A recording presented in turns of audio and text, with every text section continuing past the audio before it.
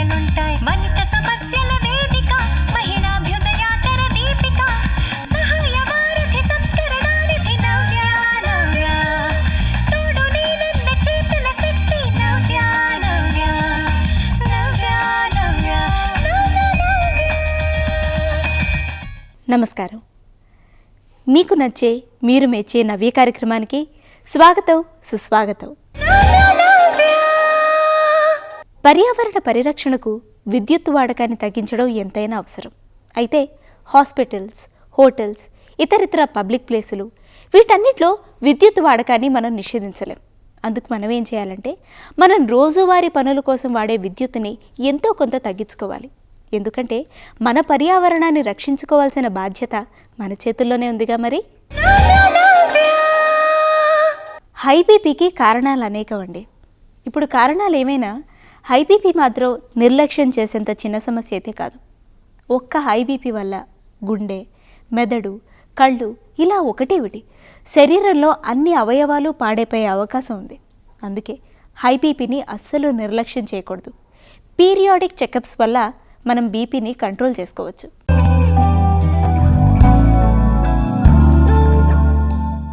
Post menopausal bleeding 40 ఏళ్ళు దాటిన మహిళ 6 నెలల దాకా నెలసరి రాక 6 నెలల తర్వాతకి నెలసరి వస్తే దాన్ని పోస్ట్ మెనోపాజల్ బ్లీడింగ్ అంటారు. ఇది తప్పకుండా ఇలాంటి మహిళలు తప్పకుండా మనం ఇన్వెస్టిగేట్ చేసి వాళ్ళకి కారణం ఏంటి, 6 నెలల దాకా వాళ్ళకి బ్లీడింగ్ అవ్వదు అంటే 6 నెలల దాకా వాళ్ళకి నెలసరి రాక 4 నెలల తర్వాత నెలసరి రాక మళ్ళీ నెలసరికి వస్తే దాన్ని పోస్ట్ మెనోపాజల్ బ్లీడింగ్ అంటారు. 40 ఏళ్ళ వయసు దాటిన స్త్రీలలో మాత్రమే 6 నెలలకి రాకుండా తర్వాత గిన్ని నెలసరి వస్తే దాన్ని పోస్ట్ మెనోపాజల్ బ్లీడింగ్ అంటారు. మెనోపాజ్ అంటే 1 సంవత్సరం దాకా నెలసరి రాకపోతే దాన్ని మెనోపాజ్ అంటారు. పోస్ట్ మెనోపాజల్ బ్లీడింగ్ మాత్రం 6 నెలల దాకా వాళ్ళకి నెలసరి రాకుండా 6 నెలల తర్వాత గిన్ని వాళ్ళకి నెలసరి వస్తే మాత్రం పోస్ట్ మెనోపాజల్ బ్లీడింగ్ అంటారు. వీళ్ళని తప్పకుండా ఇన్వెస్టిగేట్ చేయాలి. ఎందుకంటే 30 నుంచి 50% దాకా వీళ్ళకి క్యాన్సర్ వచ్చిన అవకాశాలు ఎక్కువ ఉంటాయి కాబట్టి. అలాగే 52 ఏళ్ళు దాటిన మహిళగిని ప్రతి నెల ఆవిడకి నెలసరి వచ్చినా లేకపోతే ఇర్రెగ్యులర్ బ్లీడింగ్ ఉన్నా కంటిన్యూస్ బ్లీడింగ్ ఉన్నా కూడా ఇట్లాంటి 52 ఏళ్ళు దాటిన మహిళ కూడా ఇన్వెస్టిగేట్ చేయాల్సిన అవసరం తప్పకుండా ఉంది. ఎందుకంటే వీళ్ళకి క్యాన్సర్, జినైటల్ ట్రాక్ట్ క్యాన్సర్ అంటే ఎండోమెట్రియల్ క్యాన్సర్ కానీ, ఓవేరియన్ క్యాన్సర్ కానీ, ఫెలోపియన్ ట్యూబ్ క్యాన్సర్ కానీ, జినైటల్ ట్రాక్ట్ మొత్తం వాళ్ళకి క్యాన్సర్ వచ్చే అవకాశాలు 30 నుంచి 50% దాకా ఉంటుంది. చాలామంది మహిళలు అనుకుంటారు మాకు ముట్టు ఆగిపోయే ముందర ఇట్లా అవుతుంది, డాక్టర్ని సంప్రదించాల్సిన అవసరం లేదు అని. కానీ ఇది కరెక్ట్ కాదు. ఇర్రెగ్యులర్ పీరియడ్ కానీ, ఇది నెలసరి ఆగిపోయే ముందర కానీ, ఇర్రెగ్యులర్ పీరియడ్స్ కానీ, ఎక్సెసివ్ బ్లీడింగ్ కానీ వస్తే తప్పకుండా మీ గైనకాలజిస్ట్ని సంప్రదించాలి. దీనికి కారణాలు ఏంటి? ఈ పోస్ట్ మెనోపాజల్ బ్లీడింగ్ మర్మాంగ ప్రదేశాల్లో ఉండే లీజన్స్ వలన కూడా ఈ బ్లీడింగ్ జరగవచ్చు. అంటే వల్వల్ లీజన్స్, అక్కడ దెబ్బతలిగితే కూడా మీకు బ్లీడింగ్ రావచ్చు. అలాగే అల్సర్ దీన్ని ఏమన్నా ఉంటే కూడా రావచ్చు.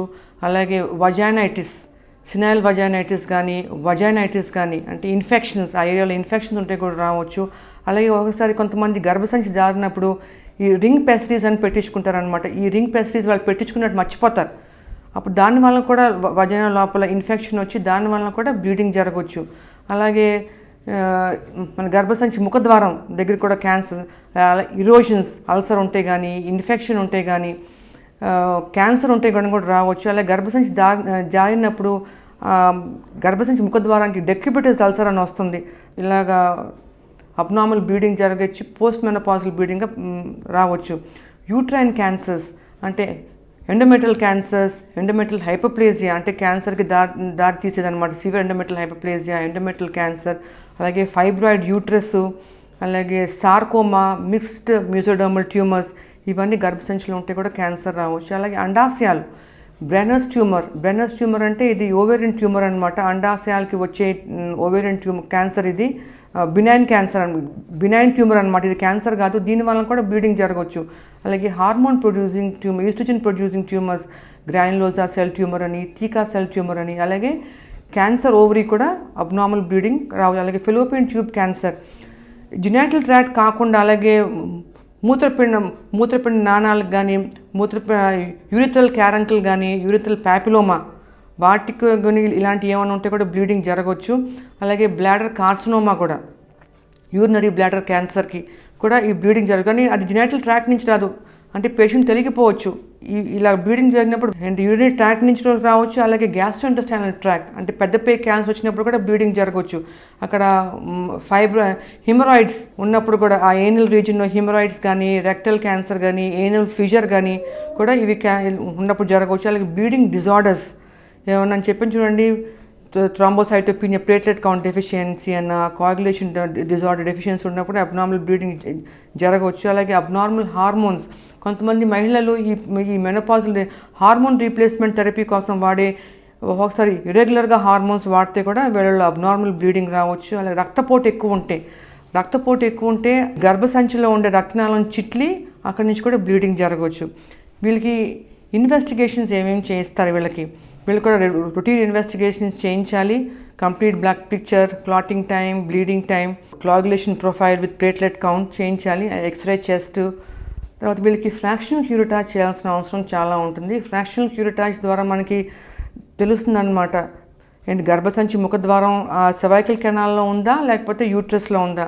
ఈ ఫ్రాక్షనల్ క్యూరిటాజ్ ద్వారా క్యాన్సర్ ఇది హార్మోనల్ ఇంబ్యాలెన్స్ వలన జరుగుతుందా, ఇన్ఫెక్షన్ వలన వస్తుందా, లేకపోతే క్యాన్సర్ వలన వస్తుందా. క్యాన్సర్ వలన వస్తుంటే ఈ ఫ్రాక్షన్ క్యూరిటాజ్ ద్వారా ఇది క్యాన్సర్ ఎంత దాకా పాకింది, గర్భసంచిలో నుంచి ముఖద్వారం దాకా వచ్చిందా లేకపోతే ముఖద్వారం నుంచి గర్భసంచికి పాకిందా. అలాగే వీళ్ళకి అల్ట్రాసౌండ్ కూడా చేయాల్సిన అవసరం ఉంటుంది.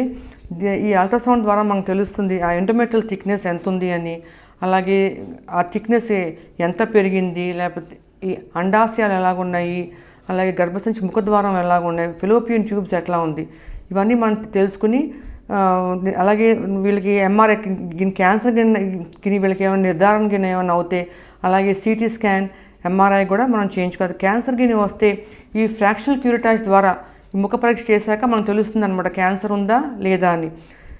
ఒకసారి వీళ్ళకి ఏమి రాకపోవచ్చు, క్యాన్సర్ అని ఏమి ఉండకపోవచ్చు, కానీ స్టిల్ వాళ్ళకి బ్లీడింగ్ అవుతూనే ఉండొచ్చు.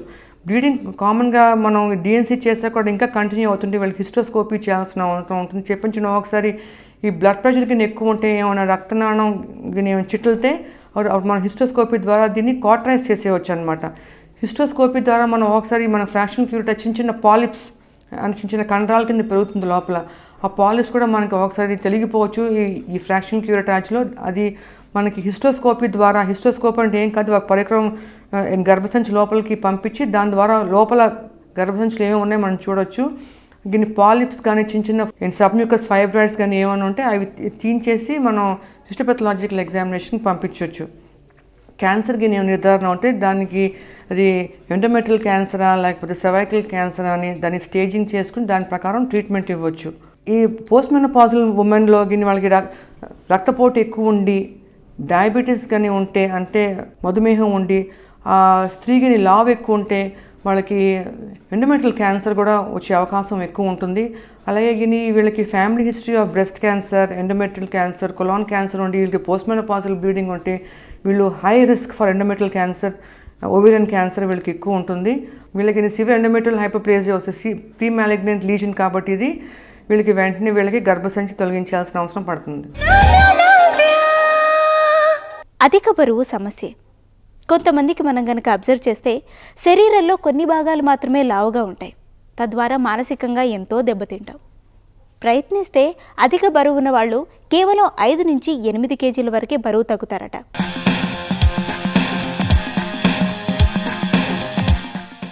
నెక్ ఎక్సర్సైజ్ చేయటం వల్ల మెడ కండరాలకి రక్త ప్రసరణ బాగా జరుగుతుంది, స్టిఫ్ నెక్ నుంచి రిలీఫ్ వస్తుంది, సర్వైకల్ స్పాండిలైటిస్ తగ్గటానికి సహాయపడుతుంది.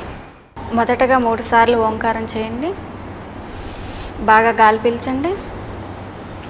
ఓకే.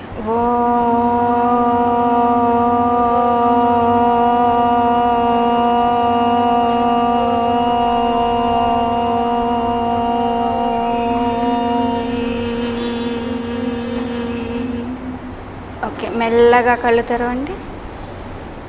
ఇప్పుడు నెక్ ఎక్సర్సైజ్ చేద్దాము. ఓకే అండి, గాలి వదిలేస్తూ మెడను మెల్లగా కిందికి ఉంచేయండి. చిన్ చెస్ట్కి టచ్ అయ్యే వరకు ఉంచేయండి. ఓకే, మెల్లగా గాలి పీలుస్తూ పైకి. మీరు ఎంత వెనకకి వెళ్ళగలిగితే అంత వెనక్కి తీసుకెళ్ళండి. Inhale up, exhale down. ఇప్పుడు మెల్లగా కుడి పక్కకి తిప్పేయండి.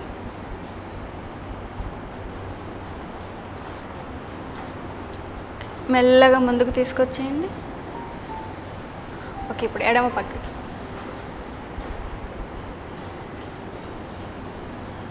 1 స్ట్రైట్, 2 3 4 5. రొటేషన్. మెల్లగా కుడి పక్క నుంచి వెనక కొంచేయండి. మళ్ళీ ఎడమ వైపు మెల్లగా కిందికి. ఓకే, 1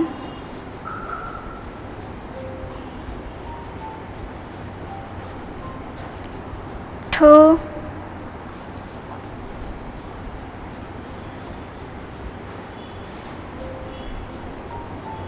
ఇప్పుడు మెల్లగా ఎడమ పక్క నుంచి తిప్పేయండి, రివర్స్.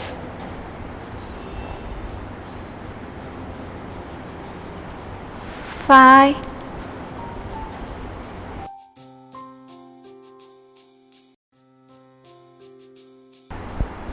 Okay, relax. మెల్లగా కళ్ళు మూసుకొని రిలాక్స్ అవ్వండి. చేతులు 2 ముందుకు చాపేయండి. Elbow bending. మెల్లగా ముడిచేయండి. 1 2 3. షోల్డర్ రొటేషన్ చేద్దాము. ఇది ఏంటంటే బాగా షోల్డర్ పెయిన్స్ ఉన్నప్పుడు చేసినప్పుడు బాగా రిలీఫ్ వస్తుంది అనమాట. అలాగే సర్వైకల్ స్పాండిలైటిస్ ఉన్నప్పుడు చేస్తే కూడా మీకు మంచి రిలీఫ్ వస్తుంది. ఓకే అండి, ఎలా చేయాలో చూద్దాము. ఓకే, చేతులు 2 చాపేయండి. మెల్లగా బెండ్ చేయండి. ఓకే, చేతులు 2 ముడిచి భుజాల మీద పెట్టేయండి. మెల్లగా కుడి పక్క నుంచి తిప్పేయండి.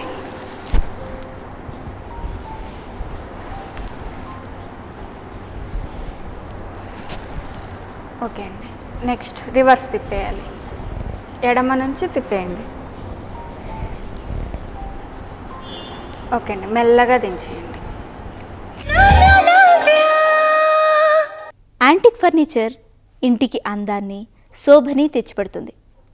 కాస్త జాగ్రత్తలు పాటిస్తే చాలు, ఎన్నేళ్లైనా చెక్కు చెదరకుండా ఉంటుంది యాంటిక్ ఫర్నిచర్. మార్కెట్లో దొరికే ఈ ఫెదర్ డస్టర్స్ ఏవైతే ఉంటాయో అవి యాంటిక్ ఫర్నిచర్ని తుడవడానికి ఉపయోగిస్తే వాటి మీద మరకలు పడే అవకాశం ఉంది. అందుకే యాంటిక్ ఫర్నిచర్ శుభ్రం చేసేటప్పుడు కేవలం మెత్తటి వస్త్రాన్ని మాత్రమే వాడాలి.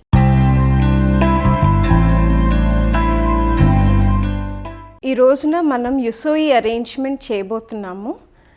ఈ యుసోయి arrangement it's a combined arrangement. అంటే 2 అరేంజ్మెంట్స్ ఒక వాజ్లో పెట్టి కంబైన్ చేస్తే అది కంబైన్డ్ అరేంజ్మెంట్ అవుతుంది.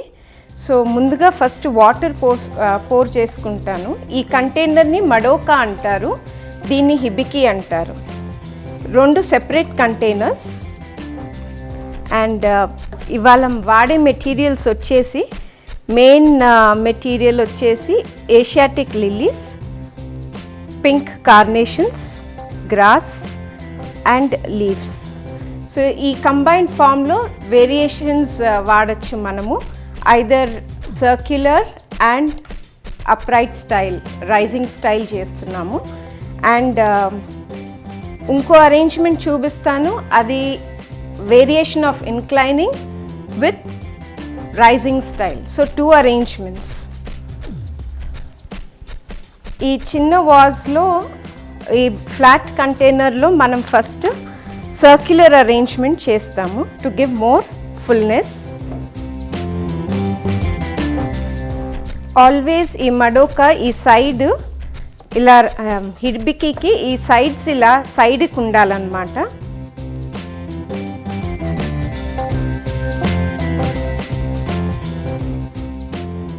ఇది subject, secondary object, first axillary filler. ఈ బేస్ అరేంజ్ చేసాము. ఇప్పుడు కార్నేషన్స్ పెట్టి, గ్రాస్ పెట్టి, ఫర్న్స్ పెడితే ద మడోకా అరేంజ్మెంట్ రెడీ అయిపోతుంది.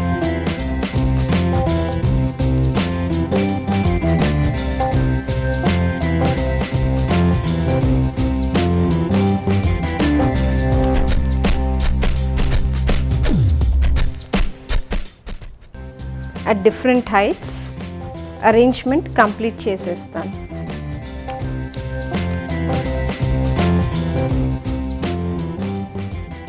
బేస్ కలర్ ఎప్పుడు సర్క్యులర్ అరేంజ్మెంట్కి గ్రీన్ ఉంటుంది. సో ఆ గ్రీన్ కలర్ ఇవ్వటానికి, ఎఫెక్ట్ ఇవ్వటానికి ఫర్న్స్ యూజ్ చేస్తున్నాను.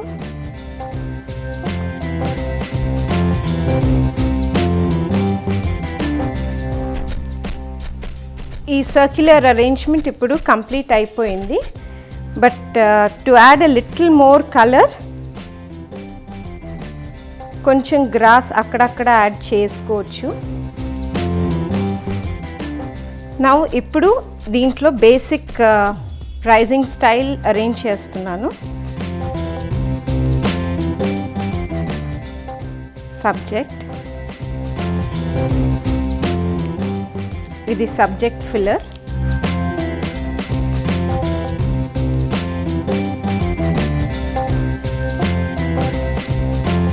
Object 45 degrees forward slant.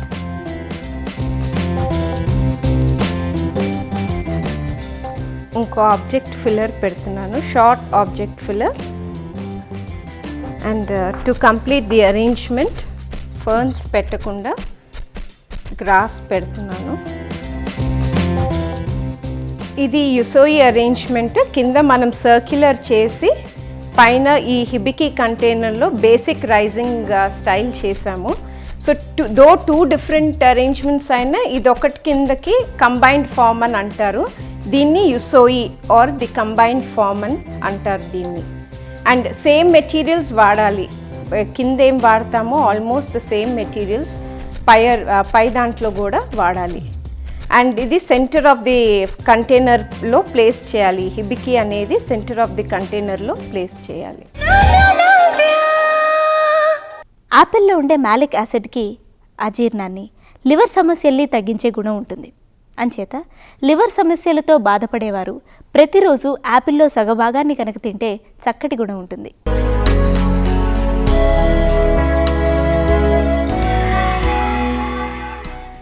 కొవ్వు కంతులు తగ్గడానికి సురదారు లేపం.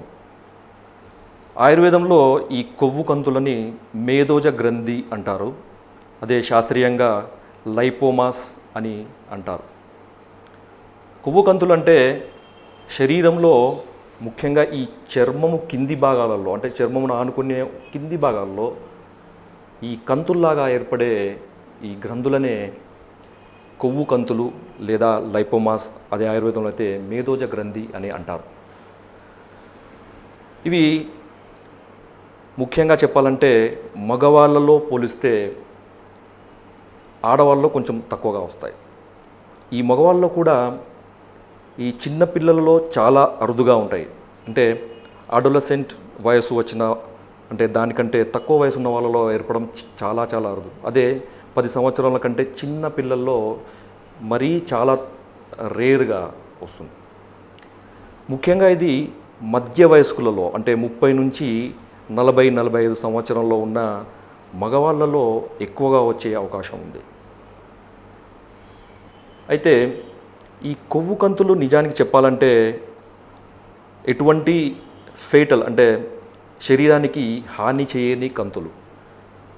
మనం చూస్తుంటాం చాలామందికి ఈ కనపడే ఎక్స్పోజ్డ్ పార్ట్స్, అంటే ముంజేతి భాగాలలో, కొన్నిసార్లు ఛాతి భాగాలలో, అదేవిధంగా ఈ తొడ భాగాలలో కొంచెము ఉబ్బెత్తుగా ఉండే గడ్డల్లాగా కనపడుతూ ఉంటాయి. ఇవే కొవ్వు కంతులు. వీటి యొక్క పరిమాణం కూడా ఆ వయస్సును బట్టి కానీ, లేదా కొందరిట్లలో మరీ స్పెసిఫిక్గా 1 సెంటీమీటర్ నుంచి 6 సెంటీమీటర్ల వరకు కూడా ఉండవచ్చు. అంటే మామూలుగా చెప్పాలంటే బఠానీ సైజు అంత మొదలుపెట్టి, మామూలుగా మనము అక్రోట్ కాయ అంటారు కదా, వాల్నట్ ఆ సైజు వరకు ఈ కొవ్వు కంతులు ఏర్పడే అవకాశం. ఈ కొవ్వు కంతులు అనేది సబ్క్యూటేనియస్ లేయర్లో, అంటే మనము చూస్తున్న ఈ చర్మం కింది భాగంలో, మామూలుగా అయితే మనం చర్మము ఒకే లేయర్ అనుకుంటాము. నిజంగా చెప్పాలంటే ఈ చర్మం అనేది రకరకాల పొరలతో ఏర్పడిన శరీర అవయవం. ఈ పొరలలో ముఖ్యంగా చెప్పాలంటే సబ్క్యూటేనియస్ లేయర్లో ఉండే అడిపోస్ టిష్యూలో ఏర్పడే ఈ ఫ్యాటీ యొక్క డిపాజిట్స్ అవి క్రమంగా గట్టిగా మారి కంతుల్లాగా ఏర్పడతాయి. దీన్నే మనం ఇంతకుముందు చెప్పినట్టు లైపోమాస్ అంటారు. దానికి చూడ్డానికి ఇబ్బంది కలిగించే ఈ కంతులు అనారోగ్యము కలిగించనివి. మనము ఈ ఒకవేళ కొవ్వు కంతులు కనుక ఏర్పడితే ఎక్కువగా భయపడాల్సిన అవసరం లేదు.